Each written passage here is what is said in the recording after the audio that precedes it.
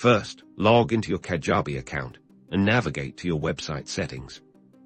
Within the Settings menu, locate and click on the Integrations option. On the Integrations page, you'll see a list of many available platforms. You can either scroll down to find Aweber or use the search bar to quickly locate it. Once you've found the Aweber integration, click on it to bring up the connection settings. Now, you'll need to get your API key from your Aweber account log into your Aweber dashboard. Look for the Integrations or API Access section in your Aweber account here. You'll find your unique API key. Copy this key. Return to your Kajabi integration settings and paste the copied API key into the corresponding field for Aweber.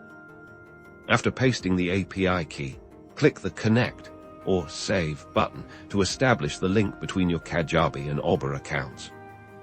With the integration complete, you can now leverage Aweber's advanced email marketing features within Kajabi. For example, when creating a new form in Kajabi, you'll see an option to connect it to your Aweber list. Select the Aweber list you want to add subscribers to directly from Kajabi. This ensures all new leads captured through your Kajabi forms are automatically added to your Aweber subscriber base.